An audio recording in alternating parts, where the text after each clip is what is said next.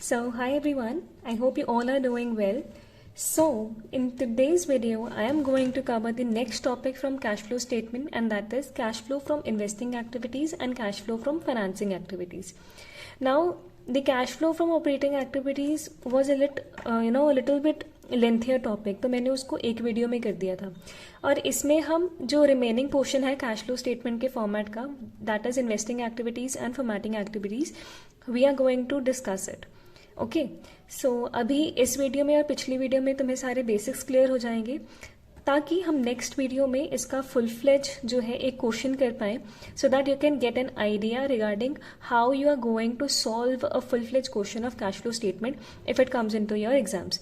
तो चाहे वो पार्ट्स में आए कि let's say calculate cash flow from operating activities या फिर let's say cash flow from investing activities ऐसे करके आए या फुल फ्लेज आए, you will be able to do it once your basics are clear. Now moving to the topic cash flow from investing activities. तो देखा जाए कि हमने सबसे पहले इसका मीनिंग देखना है कि एक्चुअल में ये इन्वेस्टिंग एक्टिविटीज़ होती कौन सी हैं. इन्वेस्टिंग एक्टिविटीज़ बेसिकली वही एक्टिविटीज़ होती हैं जब हमने किसी भी चीज़ में इन्वेस्ट करा.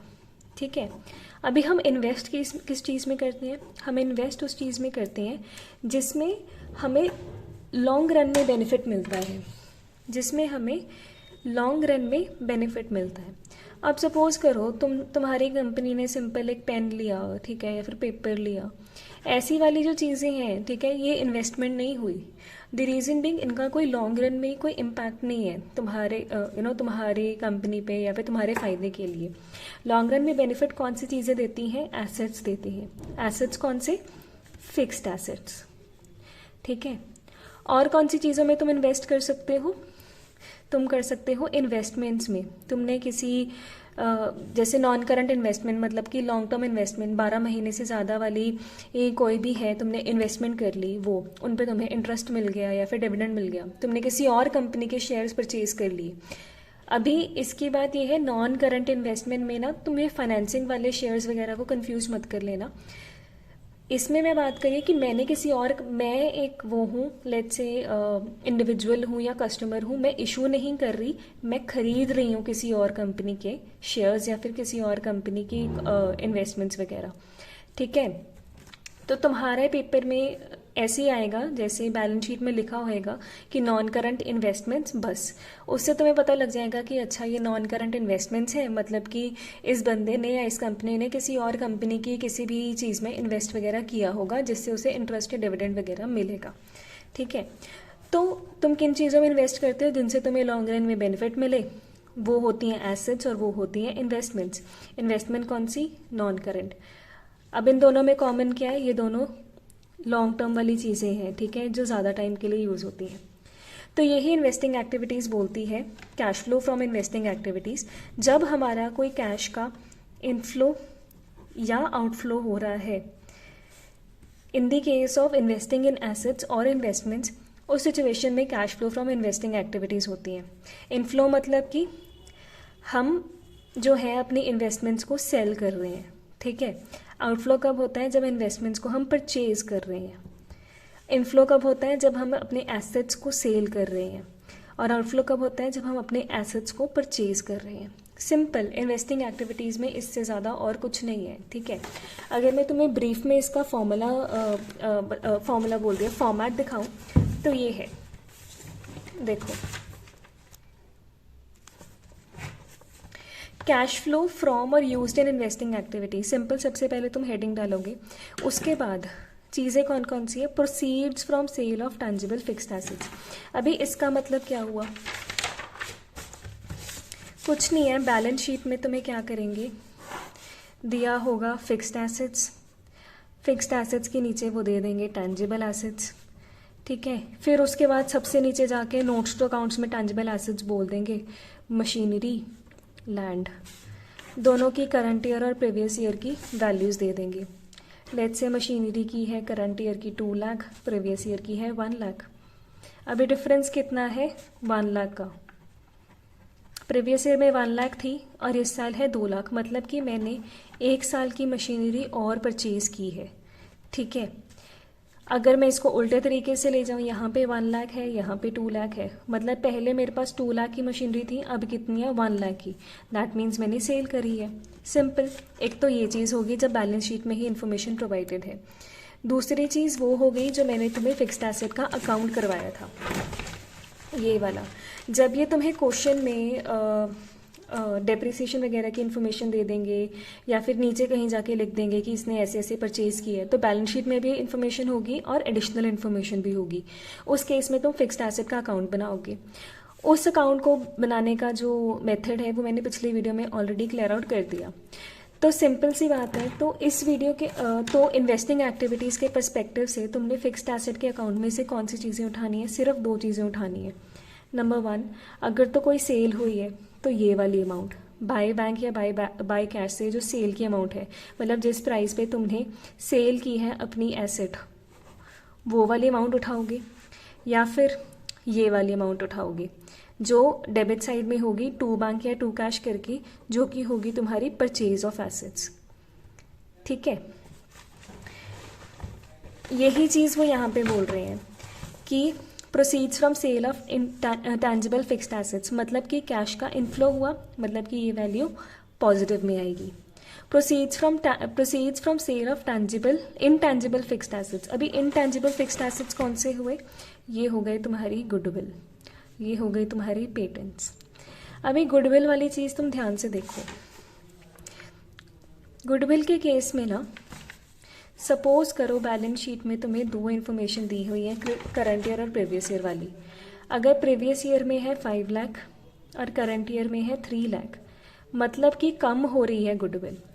उस सिचुएशन में हम मानेंगे गुडविल रिटर्न ऑफ। उस सिचुएशन में हम मानेंगे गुडविल रिटर्न ऑफ, और ये तुम्हारी जाएगी ऑपरेटिंग एक्टिविटीज़ में। ठीक है, net profit before working capital changes को कैलकुलेट करने के टाइम पे तुम गुडविल रिटर्न ऑफ को कंसिडर करोगे और ये चीज़ ऐड होगी वहाँ पे। ठीक है, ये मैंने पिछली वीडियो में करवाया था। तो ये तो वो केस है जब प्रीवियस ईयर की वैल्यू ज़्यादा है और करंट ईयर की वैल्यू कम है, मतलब कि गुडविल की वैल्यू कम हुई है। But if the case is opposite, अगर करंट ईयर में 5 लाख है और प्रीवियस ईयर में 3 लाख है, मतलब कि 2 लाख की जो गुडविल है वो इंक्रीज हुई है। तो इसका मतलब ये हुआ कि जो ये 2 लाख की गुडविल इंक्रीज हुई है, that is your purchased goodwill. Purchased goodwill मतलब कि सपोज करो तुम्हारी कंपनी ने किसी और कंपनी के साथ मर्ज कर लिया, या तुम्हारी कंपनी ने किसी और कंपनी को एक्वायर कर लिया। उस सिचुएशन में उस कंपनी की गुडविल का फ़ायदा तुम्हें भी होता है, because you both have merged into 1 company, या जैसे भी है। ठीक है, तो उस सिचुएशन में उस गुडविल को बोलते हैं परचेज्ड गुडविल। तो इस सिचुएशन में when current year value is greater than previous year value, simple है, when goodwills value current year is greater than previous year. ठीक है, 5 लाख 3 लाख, उस सिचुएशन में ये जाएगी cash outflow in investing activity. और अगर तो गुडविल की जो वैल्यू है करंट ईयर की लेस देन प्रीवियस ईयर, मतलब प्रीवियस ईयर है 5 लाख, करंट ईयर है 3 लाख, उस सिचुएशन में ये मानी जाएगी गुडविल रिटर्न ऑफ, और ये जाएगी तुम्हारी ऑपरेटिंग एक्टिविटी में। ऑपरेटिंग एक्टिविटी में प्लस होगी ये। ठीक है, net profit before working capital changes के टाइम पे। और अगर करंट ईयर की वैल्यू ज़्यादा है प्रीवियस ईयर से, तो इन्वेस्टिंग एक्टिविटीज़ में ये एज ए आउटफ्लो क्रिएट की जाएगी in the name of purchase of goodwill. ठीक है, और ये इन्वेस्टिंग एक्टिविटीज़ में माइनस होगी। तो ये था इंटैंजिबल का केस कि इंटैंजिबल में अगर तो गुडविल भी दी हुई है तो तुमने कैसे सॉल्व करना है। उसके अलावा इंटैंजिबल और कौन से होते हैं? पेटेंट्स। पेटेंट्स का कोई ऐसे चक्कर नहीं है गुडविल वाला। ये सिंपल, जैसे तुम फिक्स्ड एसेट का अकाउंट बनाते हो ना, वैसे तुम पेटेंट्स का अकाउंट बना सकते हो अगर उन्होंने कोई ऐसी एक्स्ट्रा इन्फॉर्मेशन दी हुई है। अगर नहीं दी हुई तो simple current year minus previous year करके। अगर तो करंट ईयर की वैल्यू ज़्यादा है प्रीवियस ईयर से, मतलब कि तुमने पेटेंट्स परचेज किए हैं, ठीक है ना, वही let's say 5 lakh current year में है, प्रीवियस ईयर में 3 लाख है, मतलब कि तुमने 2 लाख के पेटेंट्स परचेज किए, तो वो इन्वेस्टिंग एक्टिविटीज़ में माइनस हो जाएंगे। अगर यही उल्टा है, करंट ईयर में 2 लाख है और प्रीवियस ईयर में 5 लाख थे, मतलब तुमने 3 लाख के जो पेटेंट्स हैं वो बेचे हैं और वो प्लस हो जाएंगे। ठीक है। तो पेटेंट्स का कोई रूल ऐसा कोई कंफ्यूजन वाली बात नहीं है, सिंपल है। अगर तो नीचे एडिशनल इन्फॉर्मेशन में भी कुछ पेटेंट्स के बारे में लिखा है और बैलेंस शीट में भी है, तो सिंपल जैसे तुम ये फिक्स्ड एसेट का अकाउंट बनाते हो वैसे तुम पेटेंट्स का भी बना देना, नहीं तो नॉर्मल करंट ईयर और प्रीवियस ईयर का डिफरेंस। तो ये सब कुछ नहीं है, ये करंट ईयर और प्रीवियस ईयर के डिफरेंस के अकॉर्डिंग चलते हैं। Proceeds from sale of tangible assets हो गया, proceed from sale of intangible assets हो गया, proceeds from sale of non current investments. तो जो भी प्रोसीड्स हैं या फिर सेल है वो सब ऐड होंगी। Sale of non current investment के केस में भी मैंने तुम्हें इन्वेस्टमेंट का अकाउंट बनवाया था पिछली वीडियो में, ठीक है। तो उसमें भी दो वैल्यूज़ हैं, जो ये वाली वैल्यू होती है वो सेल की होती है, तो ये वाली वैल्यू तुम इन्वेस्टिंग एक्टिविटीज़ में प्लस कर देना, और जो वैल्यू इन्वेस्टमेंट अकाउंट की तुम्हारे यहाँ पे आएगी वो परचेज की होती है, वो इन्वेस्टिंग एक्टिविटी में तो माइनस कर देना, बिकॉज ये हो गया तुम्हारा आउटफ्लो कैश का, बिकॉज तुमने इन्वेस्टमेंट्स परचेज की हैं, और ये होगी सेल करी है तुमने इन्वेस्टमेंट, दैट मीन्स ये तुम्हारा इनफ्लो हो गया, इस कारण तुम ऐड कर दोगे। डन। उसके बाद ये है इंटरेस्ट एंड डिविडेंड रिसीव्ड। अभी इंटरेस्ट, अब तुमने इन्वेस्टमेंट करी है, ठीक है, उस पर या तो तुम्हें इंटरेस्ट मिलेगा या डिविडेंड मिलेगा, उसको तुम ऐड कर देना। कोई तुम्हें रेंट वगैरह मिला है उसको तुम ऐड कर देना। अभी इंटरेस्ट एंड डिविडेंड रिसीव्ड भी तुम्हें देखना पड़ेगा कि नॉर्मली ये हमेशा ये तुम्हें बता देंगे कि कितना तुम्हें इंटरेस्ट मिला है या कितना तुम्हें डिविडेंड मिला है, ठीक है। तो उसको ध्यान से देख लेना, बाकी जब मैं क्वेश्चन कराऊंगी ना तब अगर कोई ऐसे इंटरेस्ट और डिविडेंड वाला पॉइंट होगा तो मैं बता दूंगी, अदरवाइज इतना ये इंटरेस्ट और डिविडेंड रिसीव्ड वाला इसमें आता नहीं है, ठीक है। बाकी कुछ भी नहीं है, ये basically interest and dividend received ये वो वाला है जो तुमने ये नॉन करंट इन्वेस्टमेंट्स इन्वेस्ट करी है ना, उससे जो तुम्हें इंटरेस्ट या डिविडेंड मिलेगा ये वो वाली वैल्यू है।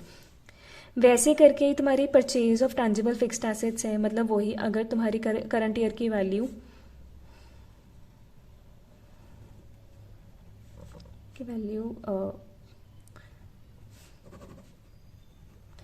अगर तो तुम्हारी करंट ईयर की value less than previous year है, लेट्स से प्रीवियस ईयर में 5 थी, करंट ईयर में 3, तो करंट ईयर में कम रह गई है, दैट मीन्स तुम्हारी सेल हुई है और तुम ऐड करोगे।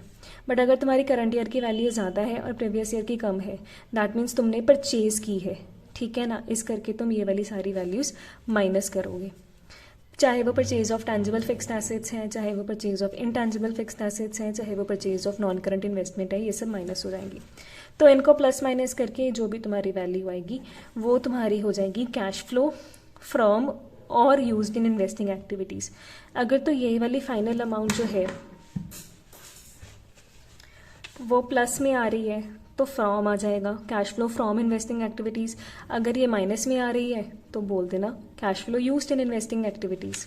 तो इन्वेस्टिंग एक्टिविटीज़ का इतना कुछ था नहीं, मेनली तुमने यही देखना है कि जो हम लॉन्ग टर्म चीज़ों में इन्वेस्ट करते हैं या पैसा लगाते हैं, जो कि होती हैं fixed assets, tangible and intangible and non current investments, उससे रिलेटेड जो भी एक्टिविटीज़ या चीज़ें होती हैं वो हम cash flow from investing activities में इंक्लूड करते हैं। तो नेक्स्ट है हमारा cash flow from financing activities. तो फाइनेंसिंग एक्टिविटीज़ कौन सी होती हैं? फाइनेंसिंग एक्टिविटीज़ बेसिकली वो एक्टिविटीज़ होती हैं जो एक रिलेशनशिप या फिर जो एक फ्लो ऑफ कैश डिटरमाइन करती है, किनके बीच में, बिजनेस और उसके ओनर के बीच में। अब ये तो तुम्हें पता ही होगा that business and owners are completely different things, ठीक है। बिजनेस और ओनर्स या फिर बिजनेस और क्रेडिटर्स, ठीक है। इन दोनों के बीच में जो पैसों का इनफ्लो या फिर आउटफ्लो है, ठीक है, इनफ्लो या फिर आउटफ्लो है, उसके साथ हमारी फाइनेंसिंग एक्टिविटीज़ डील करती हैं। अभी बिजनेस तो पता है कि ये हम हैं XYZ लिमिटेड, ठीक है, बट ये ओनर्स कौन है? ये ओनर्स हैं हमारे शेयर होल्डर्स, ठीक है। और ये क्रेडिटर्स कौन है? क्रेडिटर्स वो हैं जिनसे हमने बोरोविंग्स वगैरह ली है, ठीक है, चाहे वो डिबेंचर्स हैं, चाहे वो लॉन्ग टर्म बोरोविंग्स हैं, चाहे कुछ भी है, ठीक है। तो फाइनेंसिंग एक्टिविटीज़ बेसिकली वो एक्टिविटीज़ होती हैं जो एक रिलेशनशिप या फिर एक फ्लो ऑफ कैश डिटरमाइन करती हैं बिजनेस के बीच में और उसके ओनर्स और क्रेडिटर्स के बीच में। फाइनेंसिंग एक्टिविटीज़ का मेजर ऑब्जेक्टिव ही यही होता है कि फाइनेंस रेस करना, या बेसिकली फाइनेंस रेस करना ही ऑब्जेक्टिव होता है फाइनेंसिंग एक्टिविटीज़ का, कि हमने फाइनेंस को लेना है या फिर इशू करना है, या जैसे भी है हमने अपनी जो फाइनेंशियल नीड्स हैं उनको फुलफिल करना है। तो नाउ द क्वेश्चन स्टैंड्स कि cash flow from financing activities के फॉर्मेट में हम क्या चीज़ें ऐड करेंगे और क्या चीज़ें नहीं ऐड करेंगे। तो देखो, सिंपल सी बात है, कैश फ्लो फ्रॉम और यूज्ड इन फाइनेंसिंग एक्टिविटीज़। तो पहला है proceeds from issue of shares and debentures including security premium and excluding discount. ठीक है, तो इसका मतलब ये है कि अगर बैलेंस शीट में शेयर कैपिटल दिया हुआ है, ठीक है, उसके अंदर ये बता देंगे तुम्हें कि इक्विटी शेयर्स हैं, प्रेफरेंस शेयर्स हैं या कुछ भी है, करंट ईयर और प्रीवियस ईयर दो वैल्यूज़ दे देंगे वो। ठीक है, तो सिंपल सी बात है, अगर तो करंट ईयर के हैं 3 लाख रुपए और प्रीवियस ईयर के हैं 2 लाख रुपीज़, मतलब कि जो ये 1 लाख रुपीज़ का डिफरेंस है वो क्या है। पिछले साल मेरे पास 2 लाख के शेयर्स थी, मेरी कंपनी ने 2 लाख के शेयर्स इशू करे थे। इस बार ये क्या है, 3 लाख है वैल्यू, दैट मीन्स मैंने इस एक साल में 1 लाख के शेयर और इशू किए हैं। ठीक है, अब मैंने शेयर इशू किए हैं तो मेरी कंपनी के लिए क्या हुआ, इनफ्लो, बिकॉज जब मैं शेयर इशू करती हूँ शेयर होल्डर्स मुझे क्या देंगे, मुझे पैसा देंगे, है ना। तो फिर इसका मतलब तो ये हुआ कि proceeds from issue of shares वाले के केस में जब करंट ईयर की वैल्यू बड़ी होती है प्रीवियस ईयर से, तब होते हैं proceeds from issue of shares. Because obviously जब मैं शेयर्स इशू करूंगी या फिर मैं डिबेंचर्स इशू करूंगी, ठीक है, डिबेंचर्स तुम्हारे ये लॉन्ग टर्म वाले में आएंगे, नॉन करंट लाइबिलिटीज में आएंगे ये। ठीक है, तो जब मैं शेयर्स इशू करूंगी या फिर मैं डिबेंचर्स वगैरह इशू करूंगी, मुझे क्या मिलेगा, मुझे पैसा मिलेगा, और अगर पैसा मिलेगा तो मेरे लिए वो इनफ्लो होगा, और इनफ्लो हमेशा ऐड होता है। डन। अब इन्होंने इसमें एक चीज़ बोल दी कि सिक्योरिटीज़ प्रीमियम को ऐड करना है और एक्सक्लूडिंग डिस्काउंट, मतलब कि अगर तुम्हें बैलेंस शीट में securities premium, reserves and surplus के अंदर सिक्योरिटीज़ प्रीमियम का भी डेटा दिया हुआ है, तो उस केस में भी तुम ये देखोगे कि अगर तो सिक्योरिटी प्रीमियम प्रीवियस ईयर से करंट ईयर में बढ़ रहा है, that means again current year is greater than previous year, तो तुम वो भी अमाउंट यहाँ पे ऐड कर दोगे, पर तुमने डिस्काउंट को एक्सक्लूड करना है, मतलब हम उसको इग्नोर कर देंगे। उसके बाद है proceeds from long term borrowings, medium term borrowings और शॉर्ट टर्म बोरोविंग्स। तो पिछली वीडियो में मैंने पिन करके कमेंट भी डाला था, मैं भूल गई थी बताना, कि जो कैश फ्लो स्टेटमेंट होती है ना, उसमें जो ये शॉर्ट टर्म बोरोविंग्स है, इवन तो वो करंट लाइबिलिटीज़ में शो करें, बट हम कैश फ्लो स्टेटमेंट के केस में जो शॉर्ट टर्म बोरोविंग्स है वो हम as a long term borrowing ही ट्रीट करेंगे, and that is the reason why short term borrowings जो है हम इसको as a current liability treat नहीं करेंगे, इसको हम नॉन करंट लाइबिलिटी ट्रीट करेंगे, and that is the reason Y ये जो ट्रीटमेंट लॉन्ग टर्म बोरोविंग्स और मीडियम टर्म बोरोविंग का होगा वो ही हम शॉर्ट टर्म बोरोविंग्स के साथ करेंगे। तो अगर हमारी बैलेंस शीट में short term borrowings, medium term borrowings, long term borrowings बढ़ रही हैं प्रीवियस ईयर से करंट ईयर में, तो हम वो भी उसको ऐड कर देंगे। डन। उसके बाद है final dividend paid and interim dividend paid. तो इसका पॉइंट मैंने तुम्हें ऑपरेटिंग एक्टिविटीज़ में भी करवाया था। फाइनल डिविडेंड और इंटरिम डिविडेंड, तो इन दोनों की दो ट्रीटमेंट्स होती हैं। अगर तुम्हें क्वेश्चन में फाइनल डिविडेंड और इंटरिम डिविडेंड आ जाए तो इन दोनों की दो जगह पे ट्रीटमेंट होगी। नंबर 1, सबसे पहले तो ये ऑपरेटिंग एक्टिविटीज़ में जब हम स्टेप नंबर 1 कैलकुलेट करते हैं, that is net profit before tax and extra ordinary items, ये दोनों उसमें ऐड होंगे, final dividend and interim dividend. Done. दूसरी चीज़ ये फाइनेंसिंग एक्टिविटी में एज डिविडेंड पेड के नाम से लेस होंगे। ठीक है, डिविडेंड हमने पे किया तो हमारी ओर से पैसा जा रहा है, इस करके हम माइनस करेंगे। और ऑपरेटिंग एक्टिविटीज़ में net profit before interest and extra ordinary items के केस में उसको कैलकुलेट करने के टाइम पे ये हम सरप्लस में ऐड करेंगे। क्यों ऐड करेंगे ये पिछली वीडियो देख लेना, उसमें मैंने डिटेल में समझाया हुआ है सबके रीजंस। डन। तो फाइनल डिविडेंड और इंटरिम डिविडेंड की ये दो ट्रीटमेंट्स हैं जो मैंने तुम्हें बता दी। अब ये फाइनल डिविडेंड और इंटरिम डिविडेंड कैलकुलेट कैसे करना है। इंटरिम डिविडेंड तो बताया ही होगा कि 45,000 पे करा है लेट्स से कंपनी ने। फाइनल डिविडेंड का क्या है वो नॉर्मल बता देंगे कि 8% जो है वो शेयर पे 8% जो है वो कंपनी ने फाइनल डिविडेंड डिक्लेयर किया। तो कुछ नहीं है, जो ओपनिंग बैलेंस वाली अमाउंट होती है ना उस पर 8% लगा देना। बाकी जब मैं इसका नेक्स्ट वीडियो में न्यूमेरिकल कराऊंगी ना, तब मैं कोई ऐसा क्वेश्चन लूँगी जिसमें मोस्टली सारी चीज़ें आ जाएं, ताकि तुम्हें और भी क्लैरिटी मिल जाए। तो नॉर्मली डिविडेंड ओपनिंग बैलेंस पे ही लगेगा, क्योंकि सिंपल सी बात है यार, अगर तुमने साल के शुरू में शेयर्स इशू करे हैं, ठीक है, और साल के एंड में तुम अपने अकाउंट्स बनाओगे, तो डिविडेंड तो तुम उस एक साल का जो तुम्हारा ये सारा साल रहा है उसका पे करोगे ना। जो एंड में अमाउंट है उस पर थोड़ी पे करोगे, जो तुम्हारा सारा साल चलिए उस पर पे करोगे। तो ये फाइनल डिविडेंड और इंटरम डिविडेंड पेड वाली चीज़ होगी, और ये चीज़ यहाँ पे होगी माइनस। उसके बाद है interest on long term borrowings, medium term borrowings और शॉर्ट टर्म बोरोविंग्स पेड, ये भी माइनस होगी। तो बैलेंस शीट में क्या होएगा, नॉर्मली लिखा होएगा 10% डिबेंचर्स, ठीक है, 11% debentures, interest on borrowings is 10%, ठीक है। अब तुमने इसकी ट्रीटमेंट कैसे करनी है। Let's say for example balance sheet में दो चीज़ें दी हुई हैं तुम्हें, करंट ईयर और प्रीवियस ईयर, और तुम्हें बता दिया 8% डिबेंचर्स है, और इस पे है करंट ईयर है 8 लाख रुपीज़, 8 लाख रहने तो 5 लाख लिख लो, और प्रीवियस ईयर में है 3 लाख रुपीज़, ठीक है। तो जो 8% डिबेंचर्स हैं, और नीचे तुम्हें एडिशनल इन्फॉर्मेशन दे दी, नीचे तुम्हें एडिशनल इन्फॉर्मेशन दे दी कि जो 2 लाख के डिबेंचर्स हैं वो कंपनी ने 1 अक्टूबर को रेज किए हैं, ठीक है। तो अगर मैं क्वेश्चन ये तुम्हारा नीटली लिखने की कोशिश, मैं नीटली लिखती हूँ, current year previous year 5 lakh, 3 lakh, 8% debentures, और फर्स्ट नीचे एडिशनल इन्फॉर्मेशन लिख दी कि 1 अक्टूबर को कंपनी ने 2 लाख रुपीज़ के डिबेंचर्स इशू करे हैं।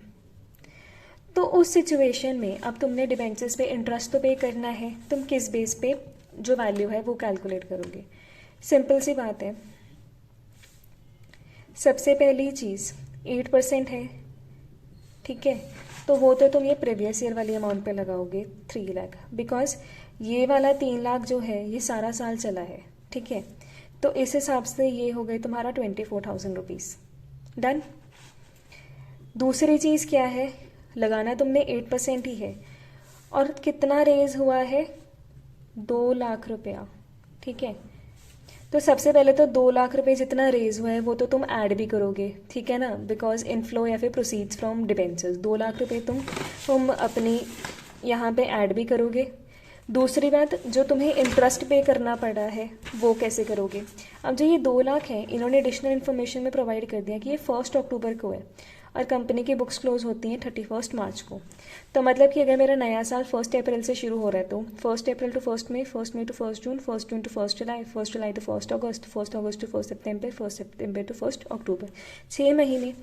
दैट मीन्स जो ये वाले 2 लाख के डिवेंचर्स हैं ये मेरे पास कितने टाइम के लिए रहे, 6 महीने के लिए रहे, इजंट इट। तो ये मेरी इनको कटिंग वटिंग करके जो भी तुम्हारी वैल्यू आएगी ये मेरी 8,000 आएगी। तो जो ये दोनों टोटल अमाउंट है ना 32,000, ये 32,000 तुम्हारा आएगा interest on long term borrowings, medium term borrowings और लॉन्ग टर्म बोरोविंग्स पेड। तो यहाँ पे तुम 32,000 लिखोगे, मतलब कि जो तुम्हारे ओरिजिनली हैं 3 लाख के वो, और जितने तुमने और इशू करे हैं, अगर तुम्हें नीचे एडिशनल इन्फॉर्मेशन में प्रोवाइड किए हुए हैं कि 1 अक्टूबर को किया है या 1 सितंबर को, तो तुम नए साल से देखोगे कि कितने महीने हुए हैं, और उसके अकॉर्डिंग तुम अपने जो इंटरेस्ट है उसको कैलकुलेट करोगे। ये मैंने तुम्हें एक ब्रीफ सा एग्जाम्पल दिया था, ठीक है, बाकी हम डिटेल में न्यूमेरिकल में करेंगे। रीपेमेंट ऑफ लोन और public deposit, redemption of debentures preference share including premium on redemption. तो सिंपल सी बात है, अगर तो प्रीवियस ईयर की वैल्यू जो है वो कम है करंट ईयर से, 2 मिनट, हाँ, तो प्रीवियस ईयर में अगर है 5 लाख रुपीज़ और करंट ईयर में है 3 लाख, दैट मीन्स 2 लाख के जो है वो करंट ईयर में कम हो गए, तो दैट मीन्स तुमने 2 लाख के जो शेयर्स हैं वो रिडीम कर दिए, या फिर तुमने 2 लाख का जो लोन है वो रीपे कर दिया। अब अगर तुमने लोन रीपे करा है तो ऑब्वियसली तुम्हारी तरफ से पैसे गए, अगर पैसे गए तो वो आउटफ्लो है, अगर आउटफ्लो है तो हम माइनस करोगे। इन सबको प्लस माइनस करके जो तुम्हारी वैल्यू आएगी ये तुम्हारा फाइनल आंसर होएगा, ठीक है। और इसमें तुम प्रीमियम ऑन रिडेम्पशन को भी इंक्लूड करोगे, इन्होंने इन्फॉर्मेशन तुम्हें प्रोवाइड कर दी कि तुमने प्रीमियम ऑन रिडेम्पशन वाली अमाउंट भी कंसिडर करनी है इसमें, तो अगर तो ये वाली अमाउंट फाइनल वाली प्लस में आ रही है तो तुम cash flow from financing activities लिख दोगे, अगर ये माइनस आ रही है तो तुम cash flow use in financing activities लिख दोगे। ठीक है, अब देखो जैसे मैंने तुम्हें बताया था यही चीज़ इन्होंने यहाँ पे भी लिखी है कि if additional information is given outside the balance sheets in such a case the relevant account should be prepare to find out the missing figure. तो अगर तुम्हें किसी भी चीज़ की एडिशनल इन्फॉर्मेशन प्रोवाइड करी होती है बाहर, तो इसका मतलब सीधा साधा यही होता है कि तुम्हें एक अकाउंट प्रिपेयर करना पड़ेगा। जैसे कि प्रोविजन फॉर टैक्सेशन के केस में अगर तुम्हें बाहर एडिशनल इन्फॉर्मेशन में टैक्स पे या फिर प्रोविजन मेड की प्रोवाइड की है तो प्रोविजन फॉर टैक्सेशन का अकाउंट बनता है। अगर तुम्हें बाहर डेप्रिसिएशन या फिर मशीनरी परचेज की इन्फॉर्मेशन दी है तो तुम मशीनरी अकाउंट बनाओगे या डेप्रिसिएशन अकाउंट बनाओगे। अगर तुम्हें बाहर इन्वेस्टमेंट्स की इन्फॉर्मेशन भी दी हुई है एडिशनल इन्फॉर्मेशन में तो तुम इन्वेस्टमेंट अकाउंट बनाओगे। वैसे ही अगर तुम्हें बाहर शेयर कैपिटल को और परचेज करने की या डिबेंचर को और शेयर कैपिटल को इशू करने की या डिबेंचर को इशू करने की या ऐसी कोई इन्फॉर्मेशन दी हुई है तुम उसके भी अकाउंट बनाओगे। तो वैसे ही इन्होंने एक एग्जाम्पल दिया है यहाँ पे, ये देखो एक हाँ इन्होंने ये वाली भी चीज़ें दी हुई हैं कि ignore the following non cash transaction, मतलब कि अगर तुमने इक्विटी शेयर्स के बदले कोई एसेट परचेज करा है हमने उसको इग्नोर करना है। अगर हमने कन्वर्ट करे हैं अपने डिवेंचर्स को इक्विटी शेयर में हमने उसको इग्नोर करना है। ठीक है, अगर हमने अपने बोनस शेयर इशू करे हैं तो उसको भी इग्नोर करना है। तो ये वाली तो नॉर्मल सी बातें हैं। तो फाइनेंसिंग एक्टिविटीज़ के केस में हम अकाउंट कैसे बनाएंगे, कुछ नहीं है, जैसे एसेट अकाउंट बनाते हैं इन्वेस्टमेंट अकाउंट बनाते हैं वही चीज़ें, बस डेबिट क्रेडिट हो जाएगा, क्रेडिट डेबिट हो जाएगा, बिकॉज वो एसेट्स हैं, ये हमारी लाइबिलिटीज़ हैं। इन्होंने बता दिया कि लॉन्ग टर्म लोन है करंट ईयर का और प्रीवियस ईयर का। प्रीवियस ईयर में थे 2 लाख और करंट ईयर में है 2.5 लाख। अब तुम देखोगे कि during the year the company repaid a loan of 1 lakh rupees, additional information दे दी तो मैं अपनी बैलेंस शीट में ये 50,000 रुपीज़ नहीं डालूंगी। क्यों? क्योंकि इन्होंने मुझे एडिशनल इन्फॉर्मेशन भी दे दी नीचे कि इन्होंने 1 लाख का लोन रीपे करा है। तो मैं क्या करूँगी, लॉन्ग टर्म लोन अकाउंट बनाऊंगी। वो कैसे होएगा, लाइबिलिटीज़ है, लाइबिलिटीज़ का ओपनिंग बैलेंस क्रेडिट साइड आता है। तो 2 लाख ओपनिंग बैलेंस जो प्रीवियस ईयर का है, ये प्रीवियस ईयर की वैल्यू है, और क्लोजिंग बैलेंस जो होता है वो करंट ईयर का होता है, यहाँ पे लिख दी। अब during the year company repaid a loan of 1 lakh rupees, अगर तुमने लोन पे किया दैट मीन्स तुम्हारा कैश गया है, तो एंट्री वही बनेगी क्रेडिटर्स या फिर loan account debit to bank मतलब बैंक क्रेडिट होगा और लोन अकाउंट डेबिट होगा। लोन अकाउंट डेबिट होगा किसके नाम से, बैंक के नाम से। क्यों? क्योंकि हमने लोन रीपे किया है। तो रीपे किया तो 1 लाख यहाँ पे आ जाएगा। अब जो यहाँ पे बैलेंसिंग फिगर बच रही है तुम्हारी, यहाँ पे 3,50,000 है पर यहाँ पे 2 लाख है, तो जो ये यहाँ पे है ना, यहाँ पे तुम्हारा क्या बन जाएगा, रेज या फिर इशू। अगर तो शेयर कैपिटल का केस है तो इशू, अगर ये लॉन्ग टर्म लोन वगैरह का केस है तो रेज। तो 1,50,000 मतलब इन रियलिटी 50,000 नहीं, हमने कितने रेज किए हैं, हमने 1,50,000 रेज किए हैं। डन।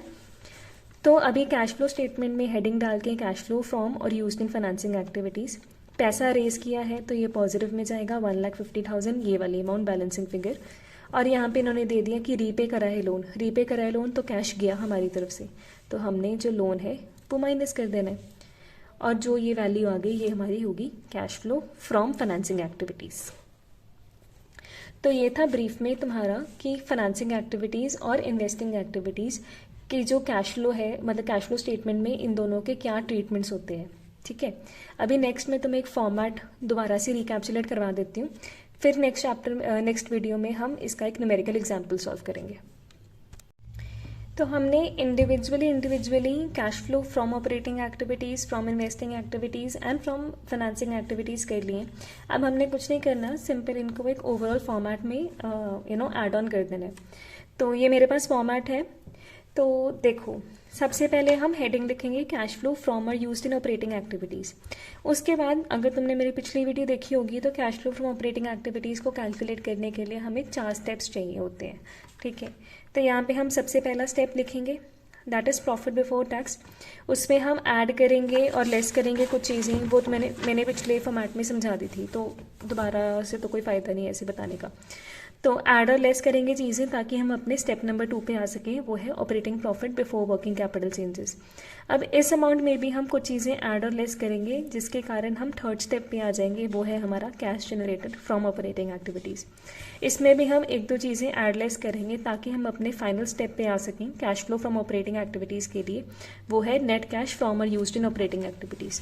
तो यहाँ पे जितनी भी अमाउंट है, लेट्स से यहाँ पे है 3,50,000, यहाँ पे भी लिखेंगे और ये एंड बाहर वाली साइड भी लिखेंगे, 2 कॉलम्स बनेंगे इधर, ठीक है। यहाँ पे भी लिखेंगे ताकि पता लगे कि ऑपरेटिंग एक्टिविटीज़ का ये फाइनल आंसर है। उसके बाद हम साथ के साथ शुरू कर देंगे अपना कैश फ्लो फ्रॉम और यूज्ड इन इन्वेस्टिंग एक्टिविटीज़। जो चीज़ें ऐड करनी है ऐड करेंगे, जो चीज़ें लेस करनी है वो अपन लेस करेंगे।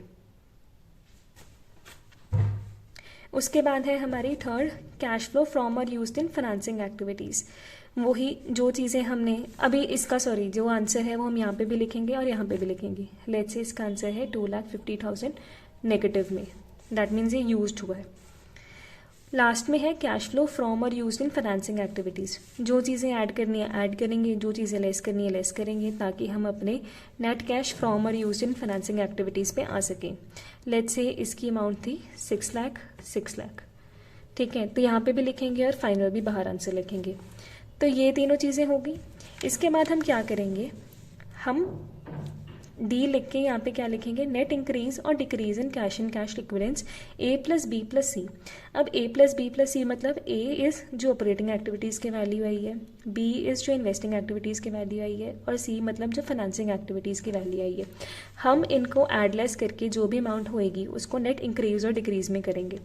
फॉर एग्जाम्पल यहाँ पे मेरा था 3,50,000, ये माइनस में है तो ये चीज़ माइनस होगी। 3,50,000 minus 2,50,000 that is 1 lakh. 1 lakh plus 6 lakh 7 lakh. तो यहाँ पे मैं 7 लाख लिखूंगी और लिखूंगी नेट इंक्रीज। अगर तो पॉजिटिव वैल्यू है तो net increase in cash and cash equivalents, अगर नेगेटिव में है तो net decrease in cash and cash equivalents. ये हो गया।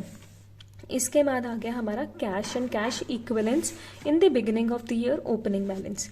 अब ये कैश एंड कैश इक्विवेलेंट्स होते क्या हैं, देखो ये कैश एंड कैश इक्विवेलेंट्स मतलब सिंपल है। कैश मतलब बैंक और कैश के जो बैलेंसेस हैं वो, और कैश इक्विवेलेंस मतलब कि जो कैश के इक्वल हैं पर कैश नहीं है। इसमें क्या क्या चीज़ें आती हैं, लेट्स से मार्केटेबल सिक्योरिटीज़ हो गई, करंट इन्वेस्टमेंट्स हो गई, ट्रेजरी बिल हो गए, कमर्शियल पेपर हो गए, ठीक है। जो शॉर्ट टर्म है, जो रिस्कलेस होते हैं, नॉर्मली रिस्कलेस या फिर कम रिस्क वाले होते हैं, ठीक है, और जो ईजिली कन्वर्टेबल इनटू कैश होते हैं, बेसिकली वो चीज़ें कैश इक्विवेलेंट्स में आती हैं।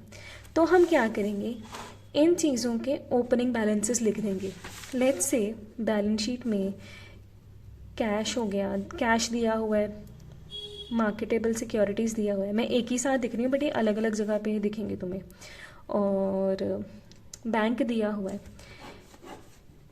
करंट ईयर और प्रीवियस ईयर मतलब ओपनिंग बैलेंस, करंट ईयर मतलब क्लोजिंग बैलेंस।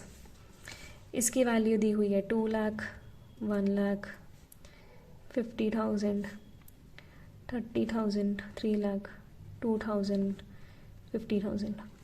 तो हम क्या करेंगे यहाँ पे cash and cash equivalents in the beginning of year opening balance. तो जो भी ये कैश एंड कैश इक्विवेलेंट्स की मैंने चीज़ें तुम्हें गिनाई है, शॉर्ट बेसिकली कैश हो गया, बैंक हो गया, treasury bill, marketable securities, current investments, commercial paper, हम देखेंगे कि कौन कौन सी चीज़ें हमारे पास अवेलेबल हैं। उन सब के जो ओपनिंग बैलेंस है वो ऐड करके हम यहाँ पे डाल देंगे। डन। उसके बाद हमारा लास्ट स्टेप है, लास्ट स्टेप बेसिकली हमारा cash and cash equivalents at the end of the year closing balance. ना ये क्लोजिंग बैलेंस कौन सा है, इन दोनों चीज़ों का टोटल, मतलब नेट इंक्रीज और डिक्रीज का as well as cash and cash equivalents in the beginning of year का जो भी टोटल होएगा वो हम अपना यहाँ पे लिखेंगे और ये हमारा आंसर होएगा, ठीक है। बिकॉज कैश फ्लो स्टेटमेंट ये हमारा आंसर बताएगा कि एक्चुअल में एंड में कितना कैश फ्लो हुआ है।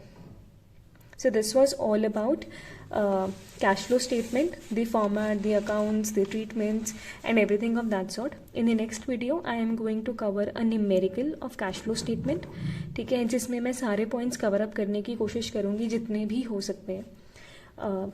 Lastly, don't forget to hit the like button if you like this video, as well as I really look forward to your comments, your views, your suggestions. So if you want me to make a video on certain topic, I surely would. If you want to share your opinions about my videos or anything of that sort, they're highly welcomed. Most importantly, please don't forget to share it with your friends and help them grow as well, because it's all about helping and being there for the others. Last but not the least, don't forget to hit the subscribe button so that you don't miss out on any important content that I post. Thank you so much. Have a good day. Happy learning.